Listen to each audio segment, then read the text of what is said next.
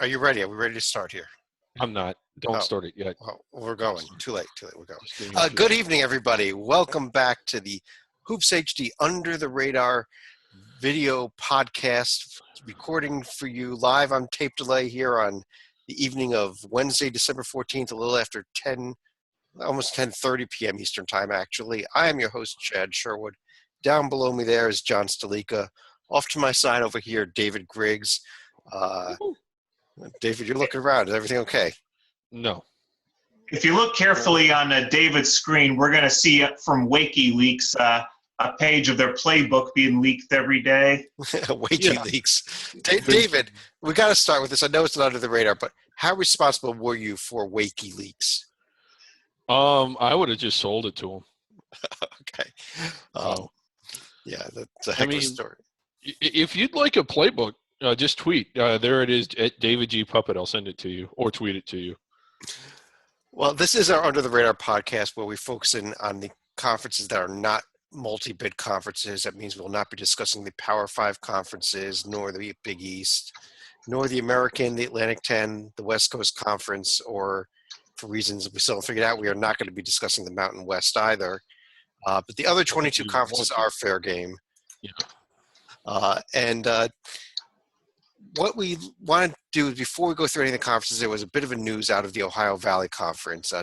David, Sean Woods, the head coach, who's been suspended for a while now, has actually now turned around and had criminal charges pressed against him by two players, Malik Maitland and, I'm going to butcher this name, I know, Sufiyani Diakite. Close enough, yes. That he actually struck them, made contact with them during halftime of their game against Indiana, as a result of which they've actually filed criminal complaints against their head coach. The game was against Evansville, though. Yes, it was the Evansville game. I think it was in Indiana. That's where the charges have been pressed, because it was in Indiana. Yeah, it's a sign things aren't going well when your coach is being charged with assault by his own players. A real unfortunate situation. Sean Woods, always been an animated guy, an intense guy, and you may recall, I believe it was the 12-13 season, something similar happened. Now, it wasn't like an assault to where he punched somebody, but he did shove somebody or strike somebody on the sidelines during their game. He immediately apologized. He was suspended for a number of games. I think it was 3 or 4. I don't remember exactly. But first of all, like, if this was a first-time offense, it's a fireable offense potentially. The second time, how do you not discharge this man? Like, he's been suspended. He hasn't coached a game since it happened. How has he just not been fired for cause? And does he ever get a coaching job again? I mean, not that you want to see someone's career come to an end, but this is just not acceptable. I think, as we've seen in the case of Jim O'Brien, albeit in another type of situation, the university may just be dotting their I's and crossing their T's before they can actually pull off a dismissal in this case, but we'll have to see. But it certainly does not look good for Sean Woods at this stage. That's a great point, John. I really think that you may be right dead on there, that is why he has not actually been fired yet. It's just a matter of the university making sure they fully documented their files so they do not end up with him turning around and suing them and alleging that the story was made up and it didn't really happen. These charges are filed. If they go to end up with a guilty plea, or they go to a trial and there's a guilty verdict against him, well, that's clearly proven that he did it. That's a proof beyond a reasonable doubt in a courtroom. I think that's the end of the day for Sean Woods and his career ever. I agree with you on that, David. Yeah, and he was a fairly successful coach. He had some good years at Morehead State. You just hate to see this. And to be fair, I was mistaken, not on the air. I'm never mistaken on the air, but in the email thread, I was mistaken in the sense that I thought this was on film. It wasn't. It happened at halftime. So there isn't any – I can't say for certain whether he did or didn't do it, but it's not good when you're being accused of this to the point to where criminal charges have been filed. I did get a chance to watch the video just the other day of the incident from back in 2012 in a game against Kentucky, where he began by shoving the player in the back forcibly enough that he made a few steps forward from the shove. and then sat there for about 5 minutes just berating this kid to the point that the announcers were sitting there talking about it and talking about that just would not stop. He was laying into his player again and again, to the point that his player was, practically on the verge of tears, and it was way, way, way too far for a coach to go, especially during the middle of a game on national TV. It was just ridiculous, I thought. Yeah, and against Kentucky, and you might remember, if you're as old as I am, that Sean Woods was a former player at Kentucky. It was a bit of a homecoming, and he was someone that was well-revered, so he got a bit of a hero's welcome when he's introduced. And then to have that incident, not that it's appropriate to happen anywhere, but to have it happen at Kentucky, his home, so to speak, it was just really embarrassing. And let's not forget, he was the one that actually hit the shot to put Kentucky ahead in that fabled game against Duke in 91, Yes. 92. Very good. I mean, I didn't think about that, but yes, he was. If you're looking for a frame of reference here, the shot before Christian Laettner that put Kentucky ahead in that infamous game that we've all seen was hit by Sean Woods. Yes. Thank you, John. Yeah, great point there, John. I did not even recall that either. But on that note, let's turn away from that and turn to the actual games that are being played in the court. And what I'm going to do here, again, like we do every week, we're going to go ahead and pull up the on the screen here the current standings, and they should be up there right now. The Sun Belt standings. Yes. We like to start with one of the conference as a feature conference, and I mean, what's on the screen? We'll go with the Sun Belt. Why the hell not? Yeah, and it is airtight in this conference. I mean, the first and last place team are just dead even right now if you see the conference records there. Thank you for this, Jed. Yeah, this is actually updated right as we record now. We just got it updated with Little Rock now 9-2 after the win tonight at Northern Arizona. But let's start with Texas Arlington down here in fourth place according to overall records. But as you can see, the 60 in the Ken Palm is the best in the conference. Second best RPI. We'll get to Arkansas State in a minute, but I actually going to go over here. We should be seeing now Arlington's schedule. Huge win, as I predicted at St. Mary's last week. Adding to that, to wins at Texas, wins at Fordham. 3 losses early in the season. But David, how good is this Arlington team? Good, and they're certainly rolling now. I mean, they've won 8 in a row, I think, or maybe 7 since St. Francis, Illinois doesn't count. Really, I know they lost the game, but they really played well in that Arkansas game. So they have really been on a tear. They really hit a skid there early in the year, losing those 3 games. But I think they've rebounded from it. When you look at this profile, none of those losses, maybe other than Gulf Coast, are that bad to the point to where winning at Texas and winning in St. Mary's don't offset that. In looking ahead, they're going to be favored in just about every game. I don't think they'll win every of them, but all of them. But if they can avoid dropping too many of these, like they should, the way they're going, they should be able to win all but 1 or 2 the rest of the way. And I think that might be enough to put them inside the bubble. Yeah. Trip to Bradley, that might be their tough. That is of their 2 remaining non-conference games, the toughest. A trip to Loyola Marymount, then into conference play. John, let me go. Besides this Arlington team, I did mention here, if you look at the RPI, actually, the best RPI of the conference right now, Arkansas State. Still a little too early for RPI to be very meaningful, but this is another team that we have been very high on so far this season. And they just came off a very nice win tonight in Tennessee Martin, 87-68. They ended up blowing out a pretty good UT Martin team. Well, the RPI is also a function of who you've played so far. I mean, the Georgetown win notwithstanding, they also have a win against Chattanooga, which also helped to put them on our collective radars earlier in the year. Lehigh, and I guess at the time, UT Martin was also somewhat of a decent win, which it's not easy to win at their place. But North Dakota State, not much of a crime losing there. TCU, not a crime to lose there. John, can I go back a second here? You said at the time they beat UT Martin, it was a good win. You realize that was 2 hours ago. Yes. I just wanted to find out. Maybe a lot has happened since then. But yeah. Also, about 12 hours since you wrote it up as your game of the day under the radar. Yeah. David, let's put the screen back up here, though. Is there anyone else you've been looking at this Sun Belt besides these 2 teams?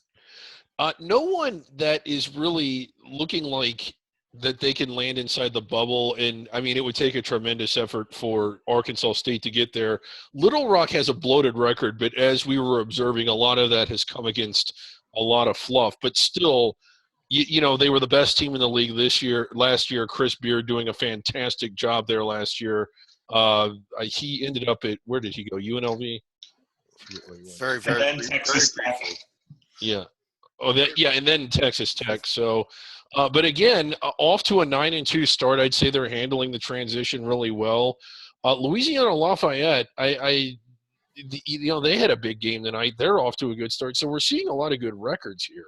Yeah, Little Rock's problem, 2 of those wins are non-D1 wins. They've also been Central Arkansas twice, Arkansas Pine Bluff, not much.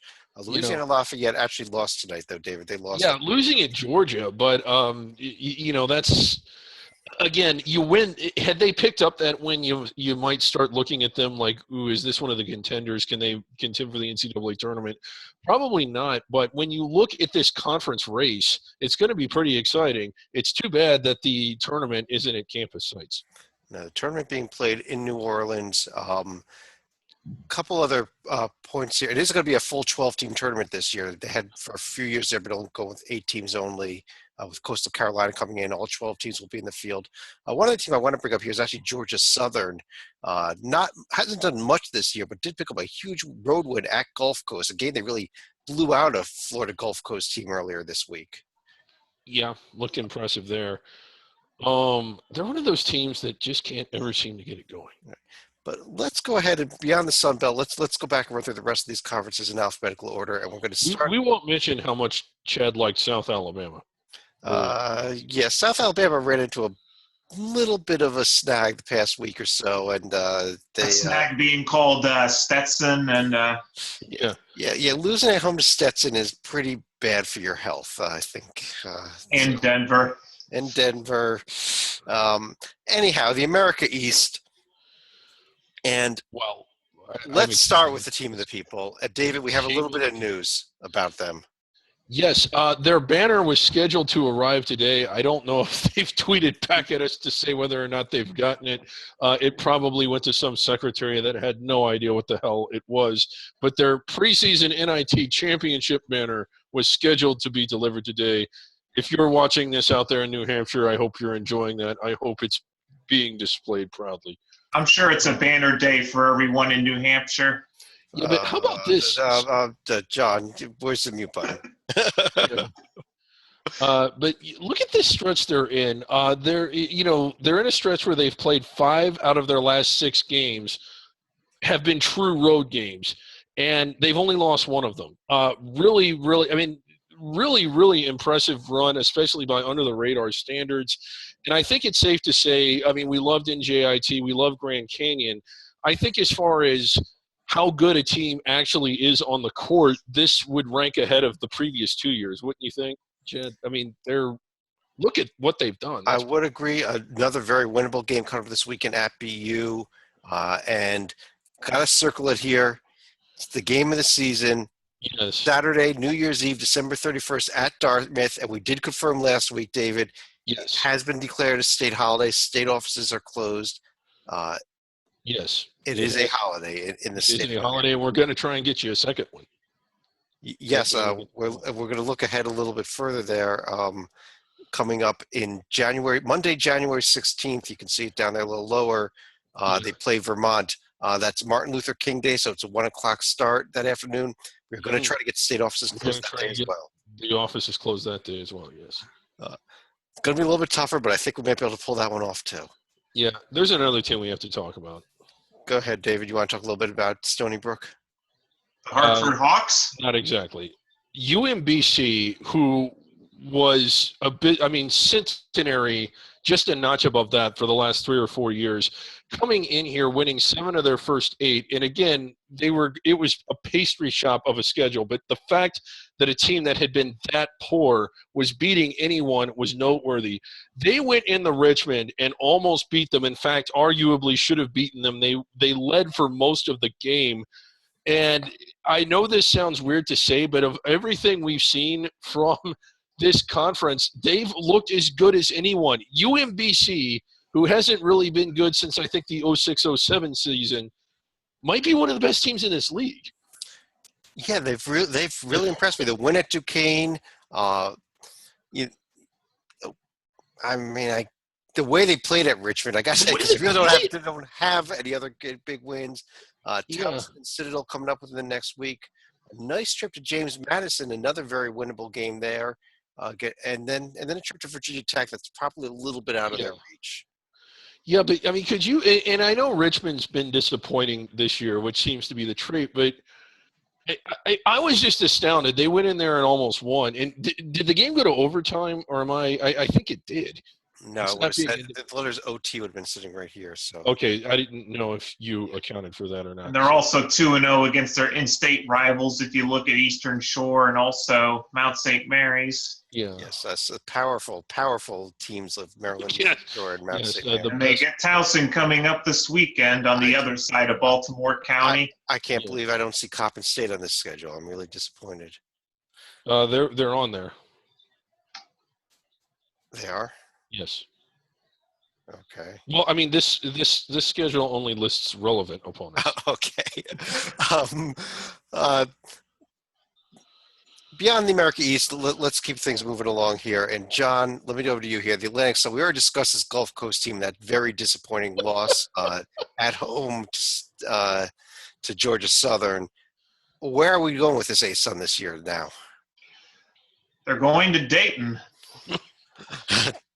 David, is that what we're doing with them? It looks that way. I mean, I suppose if Jacksonville or Gulf Coast absolutely runs over the league, they could end up inside the first four. But they haven't shown it so far.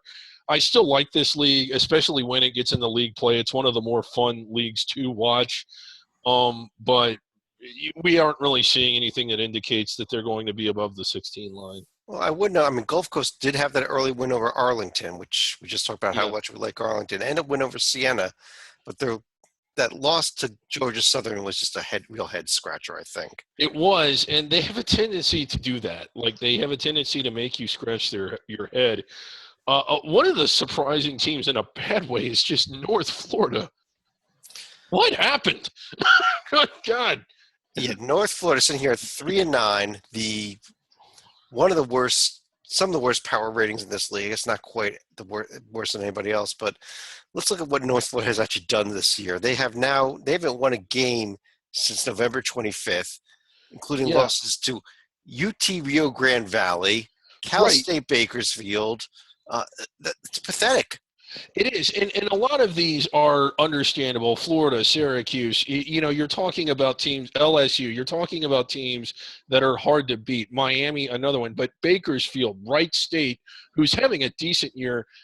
I mean, to lose those games, Rio Grande Valley, I mean, to lose those is not – and this is a North Florida team that we thought was going to be one of the better teams in the league, or at least I did, and here they are looking like one of the worst. I mean, at this point, David, I don't even know if they're going to be able to beat Connecticut on Sunday. And if anybody – you could beat anybody in the country this year, it's Connecticut. Yeah, I mean, if they can't win at UConn, I mean, the season's really in trouble here.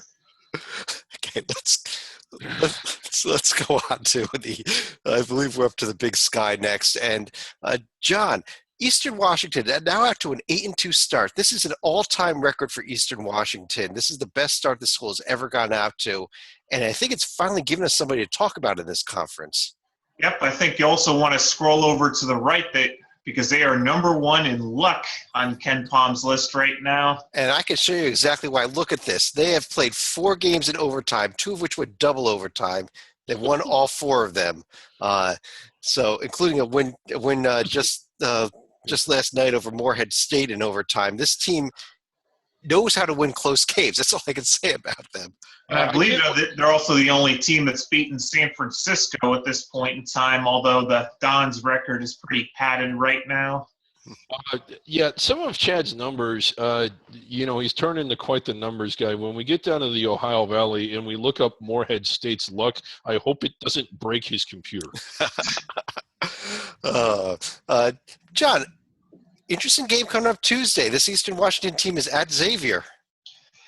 Yep. I mean, that's going to give them one more shot at a ranked opponent this year. But at the same time, you better not overlook Northern Kentucky, which will be part of their road trip into the 275 loop of Cincinnati. David, anything else in this Big Sky Conference that's worth discussing? A little bit of a shout out to North Dakota. I like the direction their program's going. They're having one of their best years in recent memory. They haven't looked as good as Eastern Washington as of yet, but again, that big luck factor, they're kind of a team to watch. You realize this team lost to North Florida, right? Never mind. Let's move on. They actually have the game 2 of their 2 games that they play against in-state rival North Dakota State coming up on Friday night. It was surprising how they dominated that game at North Dakota State. And I believe this is new, isn't it, Chad? I mean, they've always played, but I think this is the first year they've played twice. At least I could be mistaken, but I don't ever recall them doing that prior to this. I don't recall it happening. It may start happening a lot more. Actually, there have been rumors of North Dakota talking about leaving the Big Sky, moving over to the Summit League for all sports other than football, where they would join the Missouri Valley Football Conference. It's not done yet by any means, but they could end up becoming conference rivals in a few years here. And that's where North Dakota State has their football parked, if I'm not mistaken. The Valley football. Yeah, it is. Which is basically the SEC of the FCS these days.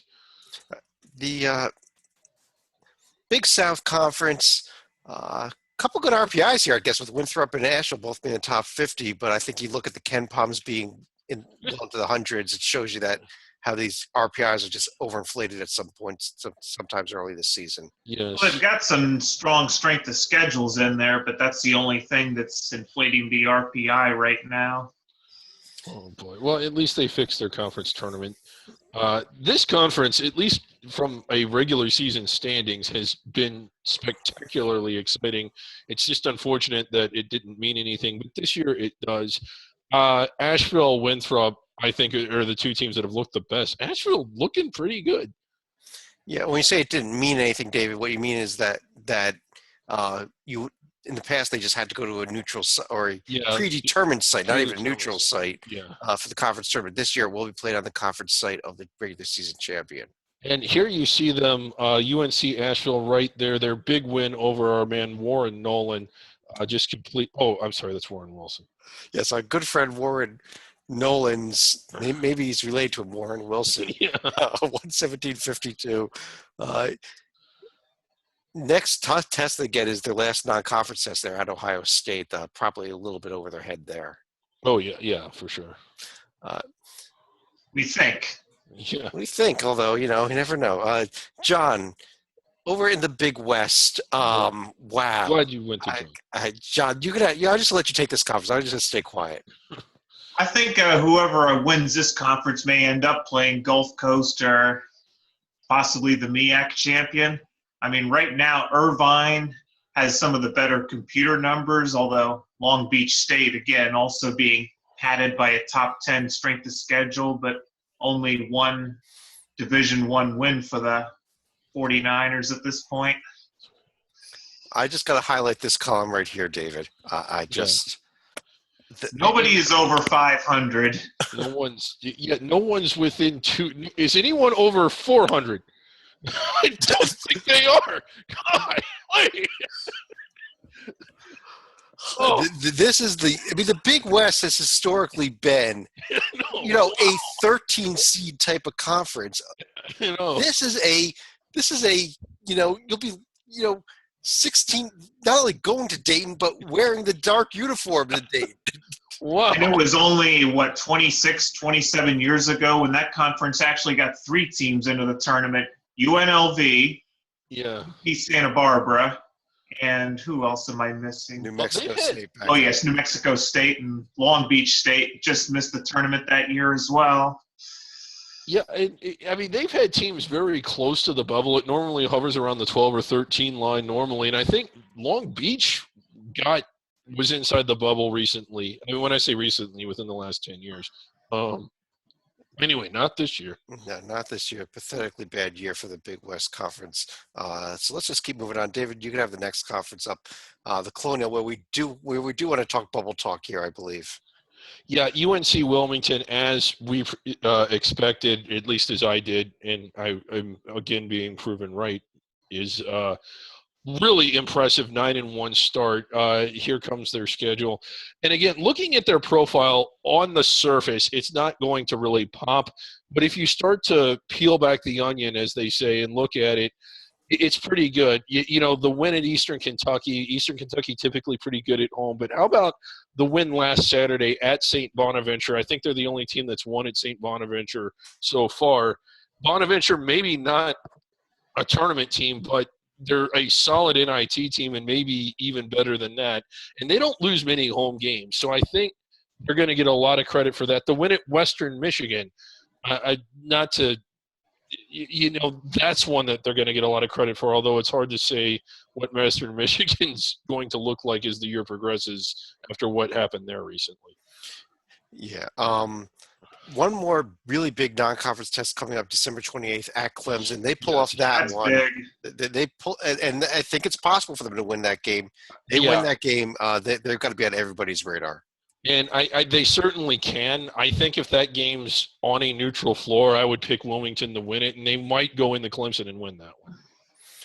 One other team I do want to discuss here is this Charleston team. If we're going to see somebody else in the tournament besides Wilmington, or if we're going to see two teams in by Wilmington getting an at-large bid, this is the team I really like to be the top contender here.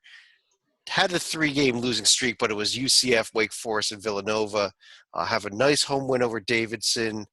Yeah. One at Coastal Carolina, which is not easy to do, at least. I kind of like this team this year.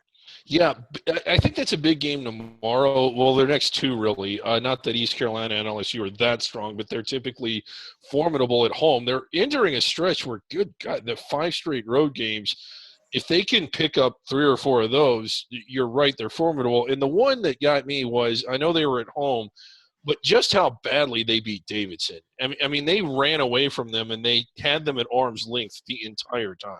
And we'll also get into this a little bit later on. LSU was lucky to survive against North Carolina Central, so I don't think they're going to be overlooking Charleston in that one. You don't know how close the MEAC came to being our feature conference this week. It almost happened. So we're going to get to that in just a second here, but we've got a few conferences to get through. Charleston beat LSU by about 30 last year. So. John, Middle Tennessee did it again tonight. Very nice road win at Belmont. They've now, I believe, won like 5 games in the city of Nashville this year, including some neutral court games they played up there. 10-1 of this season. You can see over here, all the way on the right, you see actually the rankings, the AP and the coaches poll. They were in the rankings in both, not in the top 25, but getting votes. Does this team deserve to be in that top 25 at this point? Well, they were great at the start. They were great at the finish tonight, and probably like another team we'll get into later on, they may very well be ineligible for our top 10 if they get voted above the radar. I mean, I think they're pretty deserving at this point, and they get another opportunity coming up this Saturday at VCU. Huge opportunity. I think that is the type of name brand win that may get some voters recognition, David. Yeah, it should. And, I mean, they've looked better than VCU. They've played, I think, teams that are as good or better, and they've beaten teams that are as good or better. And look at, not too impressive against Murray State early on. You kind of scratch your head with the Tennessee State loss. But since then, UNC Wilmington, the team we just talked about, getting that win, blowing out Ole Miss at Ole Miss, beating South Alabama down at South Alabama, absolutely dispatching Vandy from the face of the earth the other night. And this is – I really, really hope that people – and don't overlook beating Toledo twice in 4 days. I mean, Toledo may not be that great this year, but beating any team twice in 4 days is not an easy task ever. Yeah, they look the part, and I know that, you have to have the paper along with the eye test, but the eye test is there. If you put them out there against an 8, 9, 10, 11 seeded team, They would compete with all of them. They would probably beat most of them. And you just hope that the committee is able to see that, because when you look at the paper and you look at the number of road games that they've played and you look at how they've won, this is a good team. And you can't just say, oh, no top 25 win. This is a good team. They really are. And those 3 games are actually neutral court games, Wilmington, Toledo, and Evansville. Yeah. I believe that was part of an exempt event in Nashville, which is not too far from Murfreesboro. Right. That's how they got those 5 wins in Nashville this year. Another one tonight against Belmont. John, is there anyone else in Conference USA that you think could challenge Middle Tennessee State at all? I don't know about challenge, but it seems like Marshall and Charlotte have also been pleasant surprises. Charlotte especially, what I think is the second year with Mark Price as their head coach.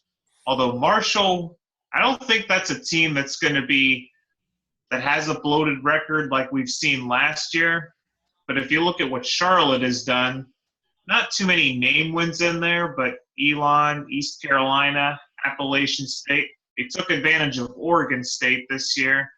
The only head-scratching loss is the one against Upstate. Yeah, I'm not that sold on this Charlotte team. I still think, David, I know I think you had them in their top 10 last week. This Rice team is the team that you got to keep an eye on. Yeah, you do. Just the one real close loss at Texas Tech and then the 7 wins.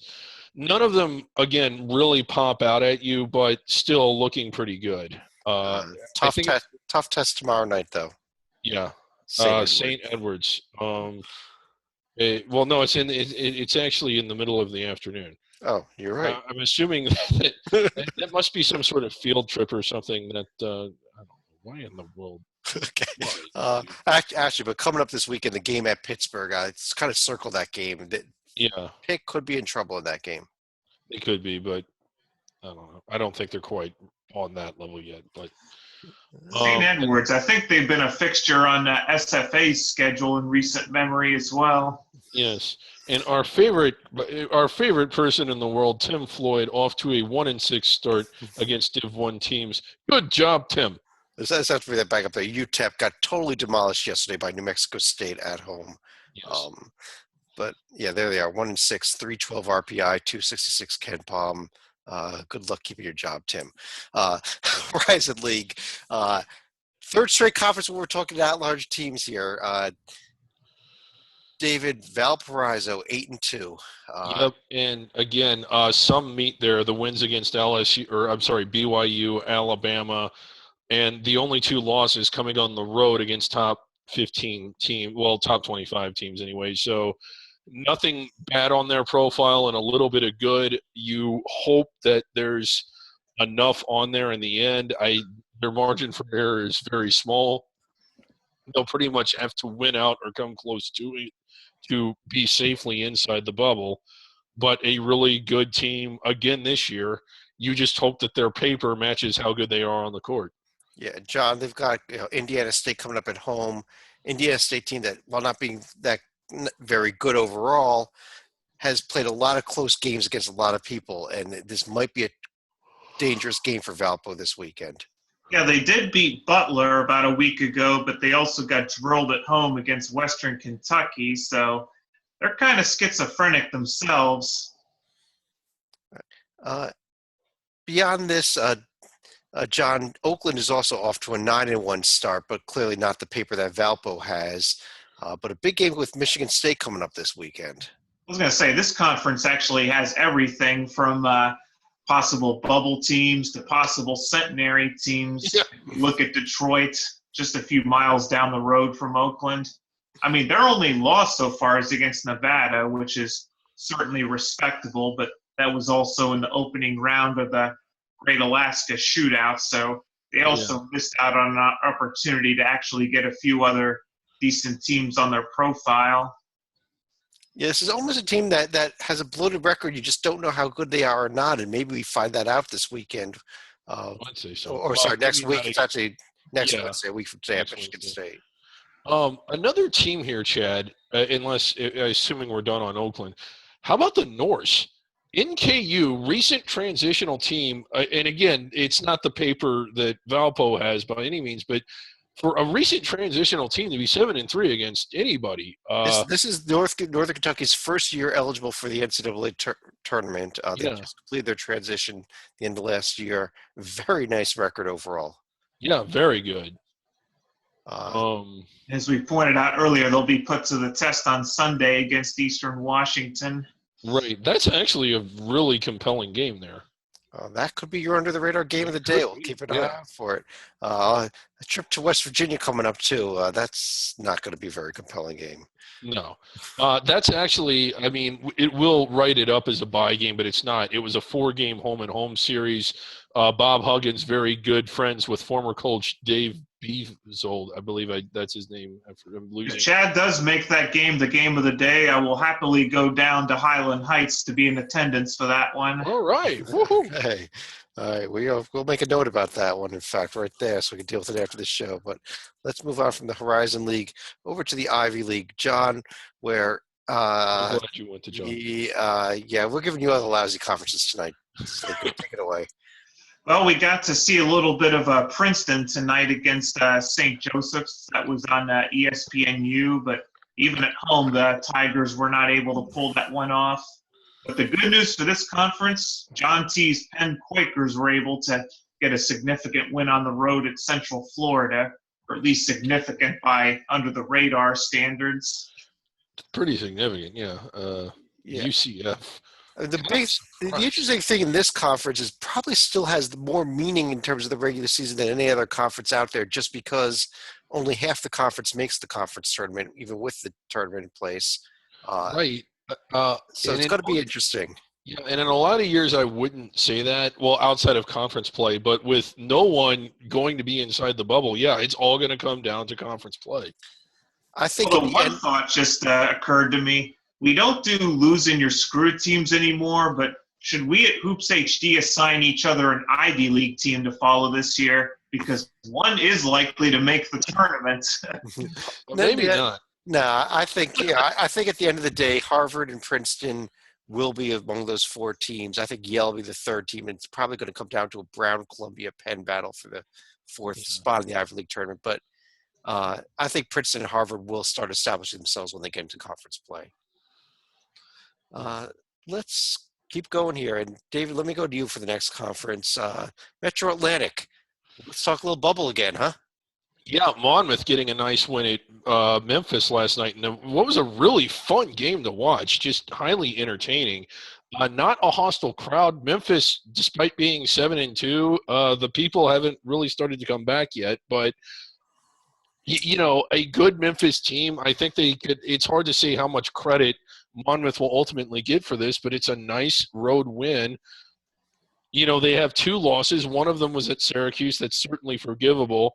South Carolina, not a damaging loss, but just a win of that quality could have done for this profile is going to make – I mean, I think that puts them from a solid tournament team, maybe in so far inside the bubble, maybe a first ballot, and to the point to where they're sweating unless they win out or, of course, beat North Carolina. Well, Memphis is 6-1 at home this year, so Monmouth is the only team that's managed to win there. Right. Also going to go out on the limb and guess that not too many teams in the American are going to be able to win in that environment either.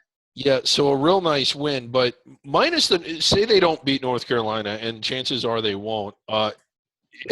What do they have to do to get in? In my opinion, I mean, obviously you got to win that Princeton game. The rest of their games other than Carolina, will be conference play. I think you got to be 18-2 in this conference. It's a 20-game season. I think you get 2 slip-ups and a 3rd in the conference tournament. One of them better be Iona.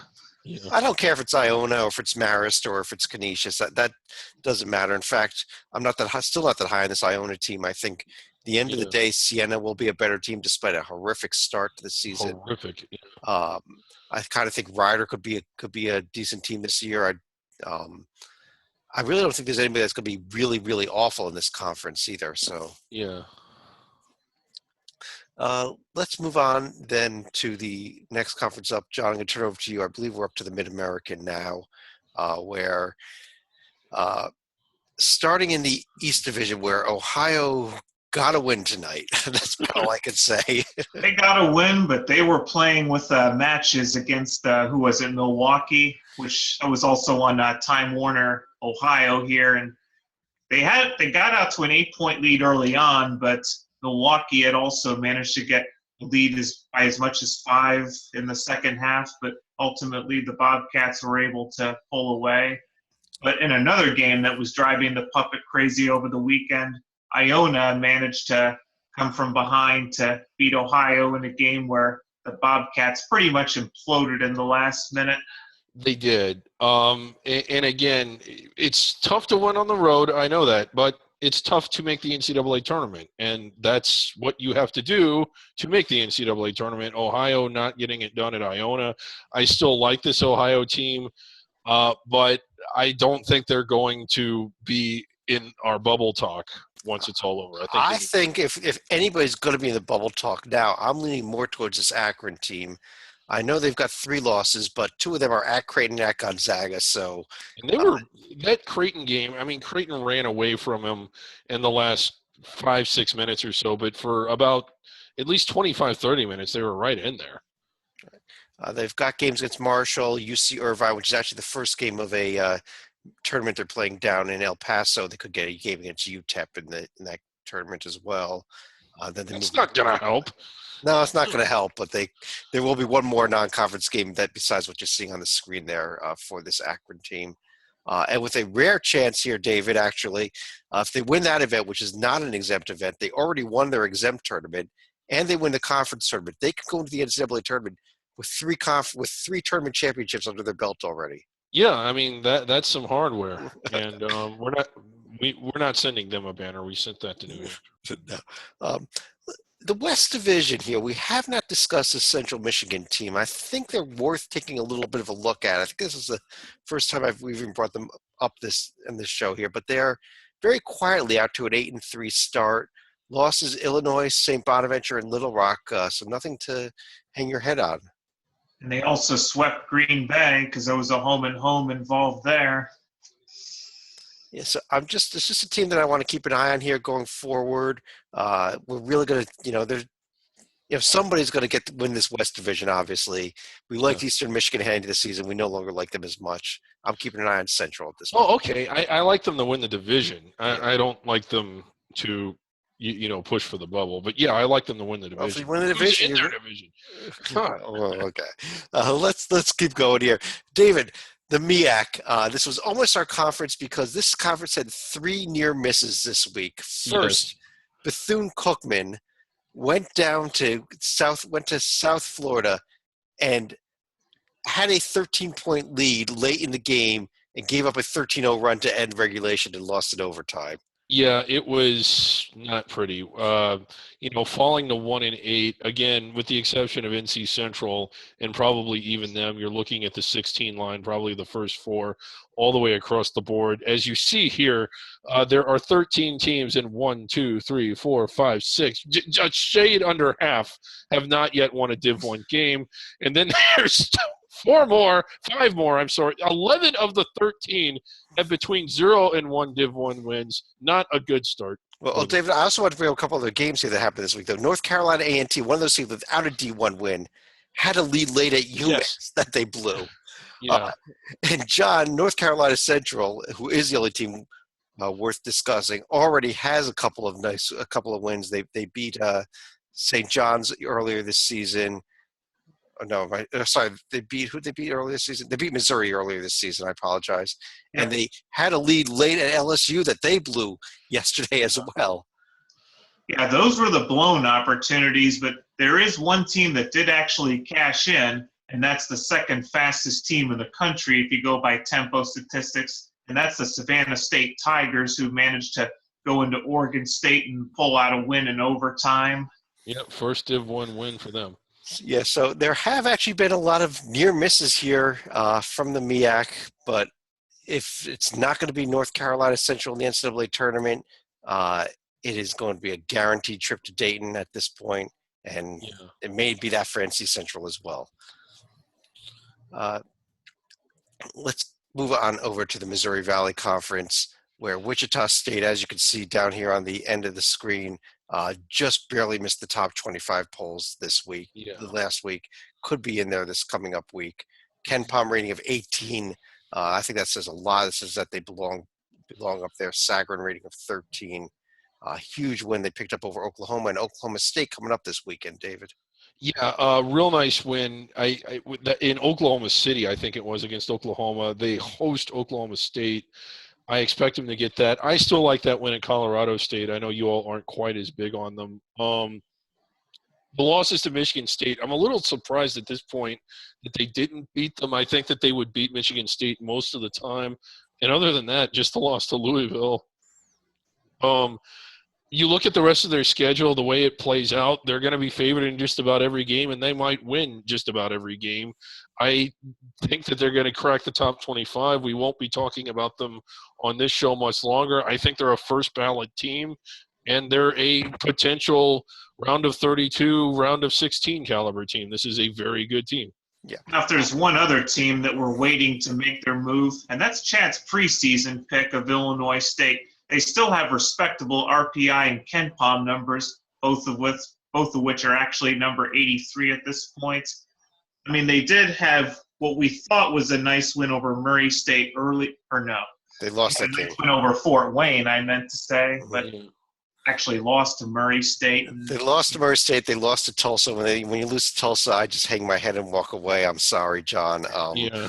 Even if they pick up the St. Joe's and the Hawaii wins to finish out non-conference play, it's not going to be enough for me. They probably need to at least split with Wichita and maybe even win twice over Wichita. No, I'm not saying they're going to get at large at this point because that ship has long since sailed. Okay. But as to what they do in the Valley, that remains to be seen.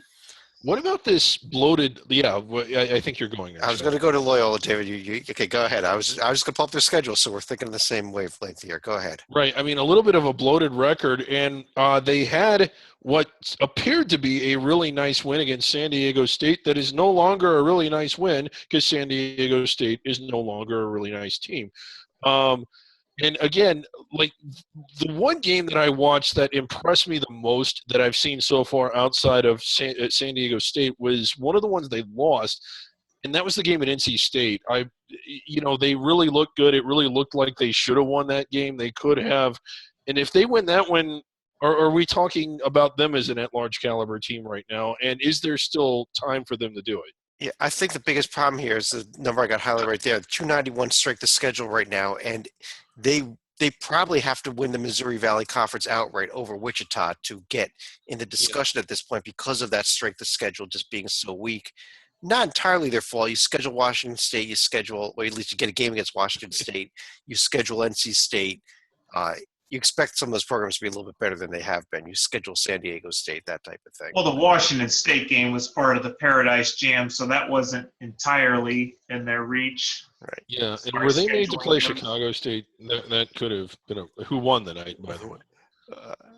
Chicago State did not win tonight. Yeah, they did not. Yeah, Illinois Chicago won tonight. It's good for Northwestern. Chicago State did not. Let's go over to the Northeast Conference.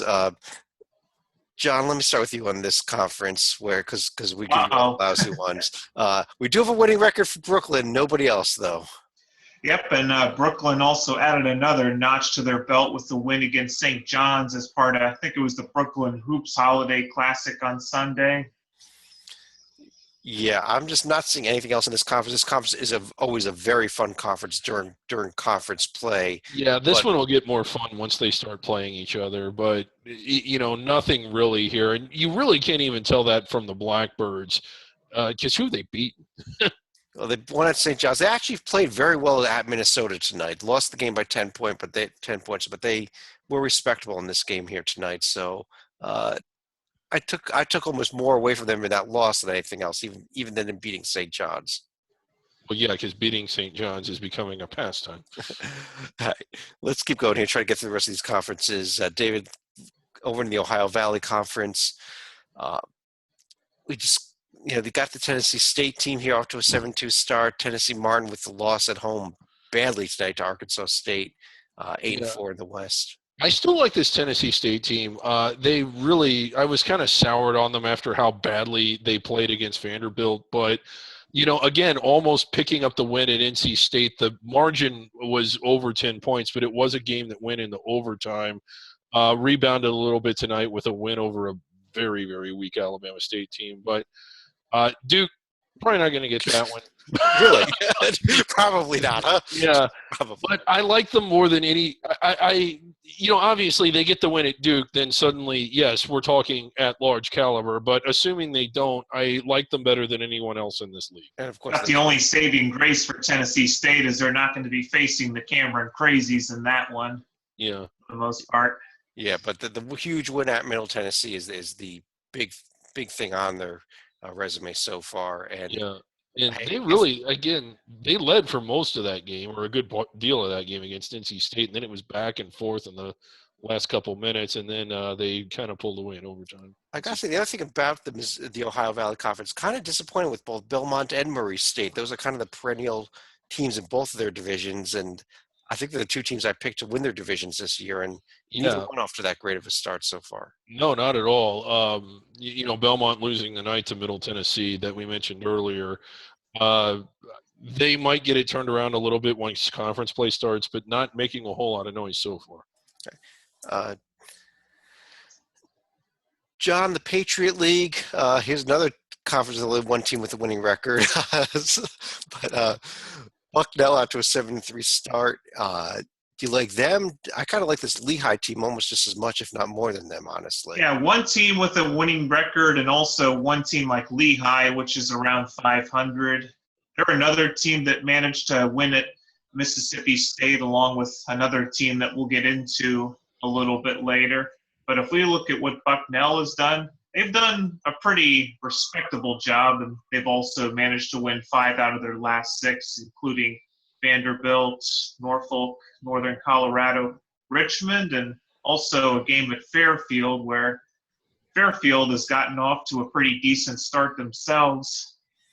Right. And David, let me get at the other schedule here, this Lehigh schedule. They started that year with a very well-played game against Xavier that they ended up losing late. But beyond that. Yeah, you kind of hate to say this about a team. Okay, there it is.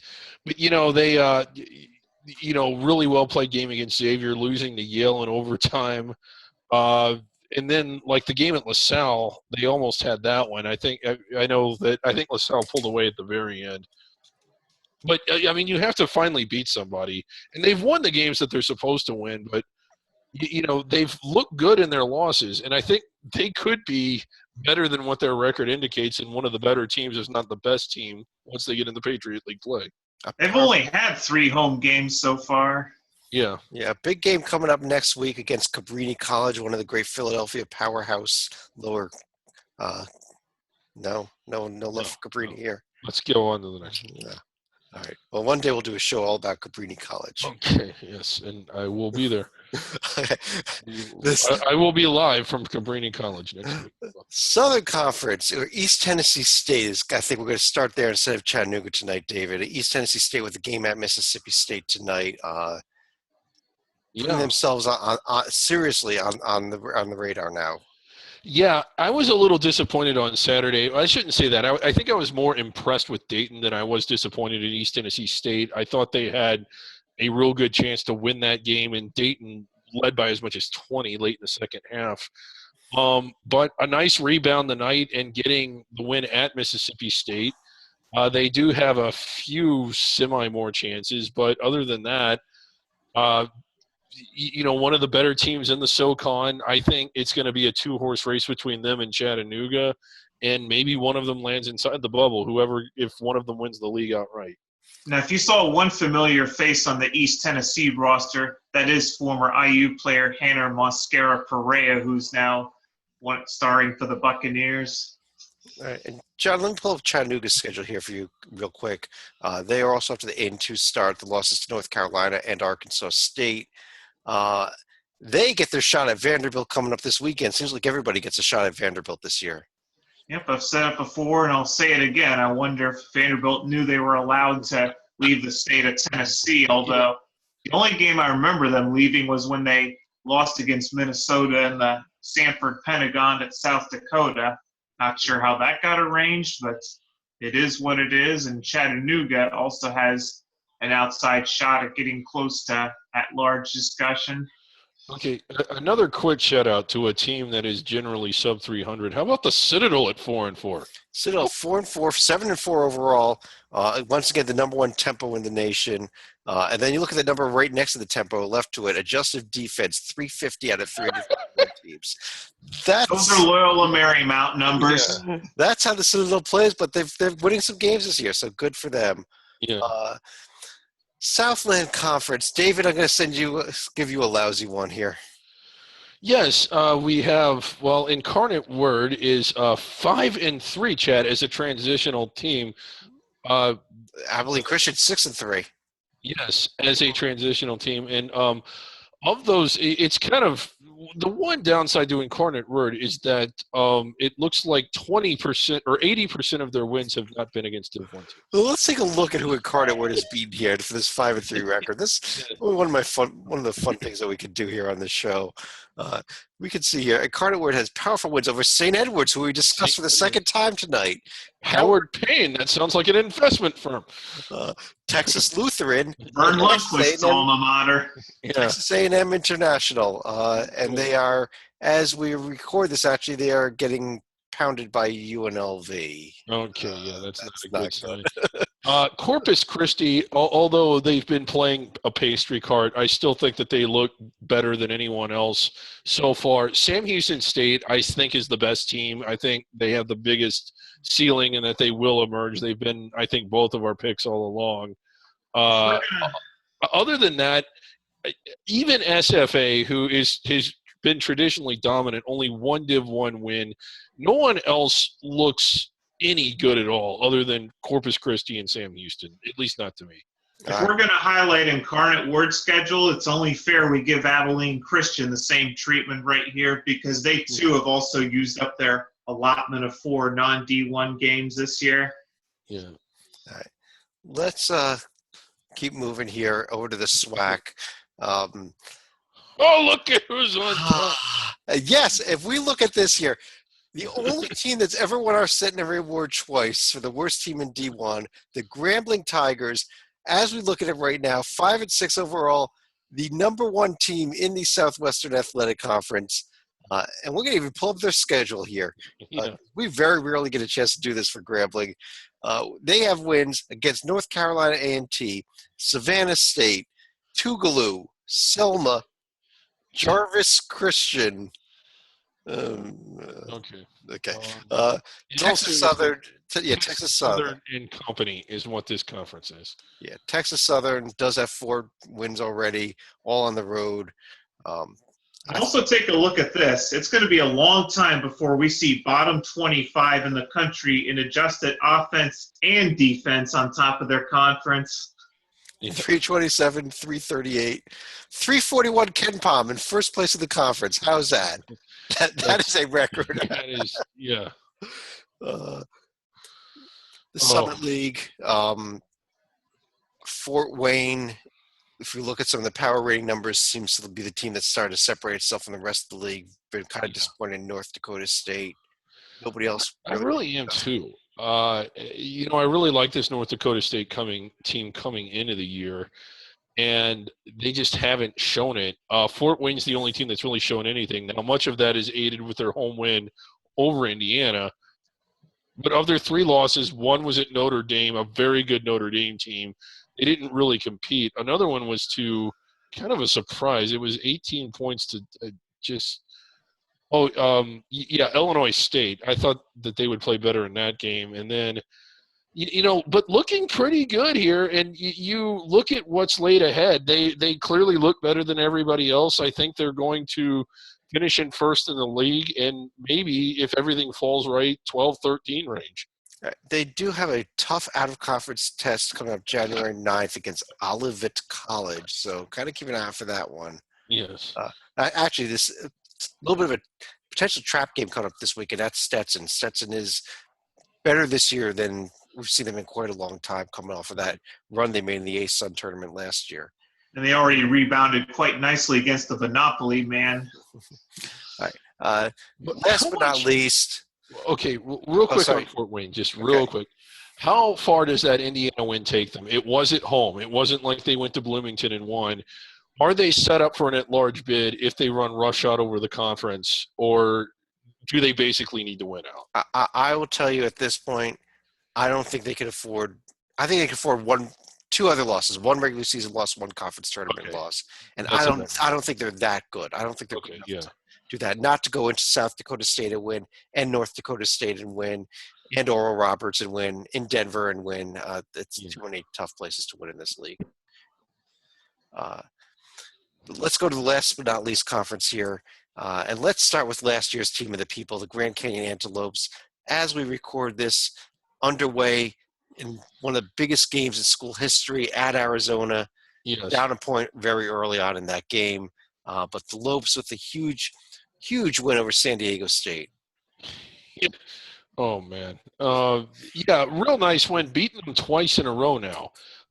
Really competitive against Louisville. A couple head scratchers here, namely Penn State, who I really was expecting them to beat, and then Edwardsville, but still very much looking like one of the two best teams in this league. New Mexico State being the other, and after that, do you still like these Roos here? These Roos being UMKC. I'll tell you, I think UMKC is going to be competitive, but let me talk a little bit of New Mexico State here. Actually, the Aggies. Mentioned this earlier. They went to UTEP, which is not that good of a team, but they completely destroyed them. They was bigger than that 79-68. They've now run off 7 straight wins, including Air Force, New Mexico, at San Diego. Very close loss at San Diego State. So the only loss that I don't like there is the way they lost badly at New Mexico. But I think they've got a very winnable game coming up this weekend at Arizona State. If they pull that off, I'm really getting on behind this New Mexico State team here. I really think that they are a team that we got to start taking a real serious look at. We've also highlighted New Mexico as one team that they play home and home. People also forget that New Mexico State and UTEP also have a bit of a close proximity in their rivalry, and that first leg they won was actually at El Paso. Yeah, a home and home with UTEP. I think they started doing that, was it 3 or 4 years ago? Yeah. You're right, John. Different states, but still mileage-wise, distance-wise, the two are pretty close, and there is a little bit of heat there. Right. Beyond that, of course, Bakersfield, the defending WAC tournament champions, and we've got to mention them here. Chicago State this evening had a real shot at Northwestern to win the game. Did a little research while the game was going on. Chicago State has never in their school history won a game against any type of power or major conference team. Their best win, I believe, was about 12 years ago. They picked up a win against St. Bonaventure, so it would have been by far the Cougars' biggest win in their school history. Unfortunately, they just couldn't quite pull it out tonight. Let's highlight their schedule because they've actually had 2 hard luck games in a row, and this was coming off a loss against Bradley. But preceding the Northwestern game, they also had, let's pull it up here, a 2-point loss at St. Louis. But even though the Billikens are not that great this year, that one was also there for the taking. I think they were the victim of an upset in that game, David, weren't they? Yeah, I know. Game coming up at DePaul this weekend, though, as they continue their maybe they couldn't get Northwestern, they can get DePaul. Chicago's best. The DePaul Chicago State game has gripped the city. I mean, the Cubs. David, question. Is the loser of this game coming up this weekend the worst team in the city of Chicago? Absolutely. Okay. And we forgot to highlight this earlier, but UIC actually beat DePaul earlier tonight. Yes. Well, when a lousy team beats another lousy team, we very, very rarely highlight it, John. DePaul is so putrid. Okay, let me go ahead and pull that down here. We want to do now is take a quick look, first of all, at some of the upcoming games this week, I believe, and we want to look at the games, not the puppets intern. Not the puppets intern, whatever that means. Tomorrow night, Thursday night, we mentioned the Charleston and East Carolina game. Another game that I want to circle here is Goldie Beacom College at Coppin State. Dave, this may be Coppin State's only chance for a win all season. If they lose this, the Centenary's there is probably on the spot. We won't even worry about it after that. And John, coming up Friday night, we've got that second leg of that North Dakota State-North Dakota rivalry coming up. Probably the biggest under-the-radar game coming up Friday. But Saturday, we mentioned this during the Hoops HD report, the Western New York Big Four Classic, St. Bonaventure Niagara and Canisius Buffalo. We just mentioned the Chicago State DePaul game, but Dave, we also have earlier this year the team of the people, New Hampshire, went into Temple and won. The original team of the people, NJIT, Saturday is going to Temple. Wow. Well, I mean, 1-0 already, so. Two of the best teams in the city of Chicago, Loyola Chicago and Illinois Chicago, will be playing each other. Yeah, old conference rivalry. Now, Loyola's moved on to the Missouri Valley, but they kept each other on the schedule. Like to see that. A few of the games that we mentioned already: Middle Tennessee at VCU, Rice is at Pittsburgh, Indiana State Valpo, New Mexico State Arizona State. John, here's an interesting one coming up on Saturday evening. Utah Valley also off to a pretty good start on the WAC. We didn't just discuss them. At Weber State, a team that has a shot also in the Big Sky. Yeah, it turns out Utah Valley, after that BYU game, has had some hard luck within their state. They already lost the game against Utah, but also added a loss against Utah State recently. So a little bit of love for the Mountain West. David, in terms of tough schedules, Saturday, Texas Southern, who needs as much money as they can get, so they play all these awful games, these really tough games. They're going to be in LSU. Sunday, they're going to be at TCU. Mm-hmm. Back-to-back days, going from Baton Rouge to Fort Worth there. I'm really hoping they can knock off LSU. Texas Southern, they already have the 4 wins already. That when it comes down to how winnable is it, it's a lot more winnable than the Sunday game. And one more game, David, coming up on Sunday here that I really need your opinion on. Sacred Heart's going to be at Boston College. I like Sacred Heart in that one. Despite BC's huge win over Auburn, we like Sacred Heart here. Lee Del Vecchio be dispatched for that game. He might be. Just coming into next week, we already mentioned the Eastern Washington Xavier game coming up. East Carolina is going to be at UNC Wilmington. That's a big one. And John, we've got Princeton at Monmouth coming up Tuesday night. Yep, we discussed that earlier because for Monmouth, this is a must-win if they want to entertain any at-large hopes. And Princeton, their hopes are already extinguished, as are all the Ivy teams. Yeah, so that's just some of the games that are coming up. But on that note, what I want to do is, if we can get it up here in a second, I want to pull up our top 10 list, which is the last thing we like to do every week. Maybe, do we see it? We see. Oh, there. Well, no, it's blank. Yep, we see it now. Hoops HD under the radar top 10 list, December 14th. 3 of us have submitted ballots. We scored them like the AP poll does.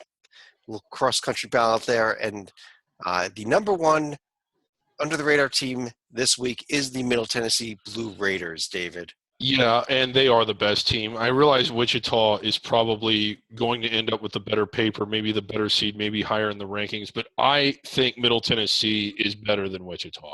Well, that's why I keep voting them ahead of Wichita. You and I both voted them number one.